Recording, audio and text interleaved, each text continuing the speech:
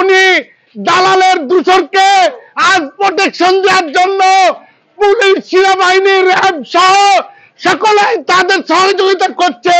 কিন্তু আমরা ওই সময়তে দেশনেত্রী বেগম খালেদা জিয়া অসুস্থ হয়ে হুইল চেয়ারে যখন কাঠগড়ায় বসেছিল তখন ইনাদের কোনো সহযোগিতা আমরা পাইনি। কিন্তু এখন দেখছি এই বছর দালাল, ভারতের দালালদের পক্ষ নিয়ে বেশ কিছু পুলিশ সহ উৎসাহিত হচ্ছেন। আপনাদের কাছে অনুরোধ, আপনারা রাষ্ট্রের পয়সায় চাকরি করেন, বেতন পান, বিধায় আপনারা চোর দালালদের পক্ষ নিয়ে কোন সভাকার জন্য অতি উৎসাহিত হবেন না। বন্ধুগণ, আমরা দেখতে পেলাম ওই বড়চোর দালাল, ওই দোদল মেহেরপুরের 3 থেকে 4টি খুনির আসামি, তার ফাঁসি দাবি করছি। আমরা তার ফাঁসি দাবি করছি। ফ্যাসিস্ট হাসিনার দোসর আমাদের জনপ্রশাসন মন্ত্রণালয়ের মন্ত্রী ছিল, খুনি দোদলের বিপক্ষে তার ফাঁসির আশায় আমরা এখানে এসেছিলাম। কিন্তু তার যে শুনানিটা হলো, আমরা একদমই সন্তুষ্ট না। তাকে মাত্র 3 দিনের রিমান্ড মঞ্জুর করা হয়েছে। এখনো আমাদের রক্তের দাগ মোছেনি।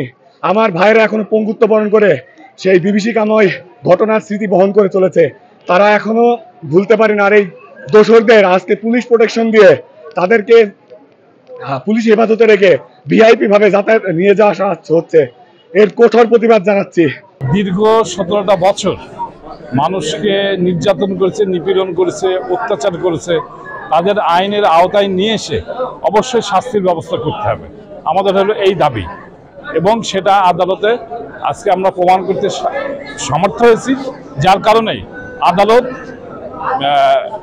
মাননীয় মন্ত্রী মহোদয়কে এবং তার ভাইকে সন্ত্রাস দমন আইনে 3 দিনের রিমান্ড দিয়েছেন এবং বাবলু বিশ্বাসকে 3 দিন, 2 মামলায় 5 দিন রিমান্ড দিয়েছেন। এটা আর যদি মনে করে অধিকতর তদন্তের জন্য আবার রিমান্ডের আবেদন করবে, উনি করতে পারেন। সেই ক্ষমতা এবং সেই আইনটা তাদের আছে। আমরা আপনাদের মাধ্যমে দেশবাসীর কাছে দৃষ্টি আকর্ষণ করতে চাই যে আমাদের সাবেক স্বরাষ্ট্রমন্ত্রী 78 দিন রিমান্ড শুনানি হয়েছে, রিমান্ড খেটেছেন। সাবেক আমাদের বর্তমানে আমার দেশ পত্রিকার সম্পাদক জনাব মাহমুদুর রহমান সাহেবকে উলঙ্গ করে রিমান্ডে জিজ্ঞাসাবাদ করা হয়েছে। সে সময় আমরা 7 দিন চেয়েছিলাম, 5 দিন চেয়েছিলাম, 3 দিন আদালত দিয়েছে রিমান্ড।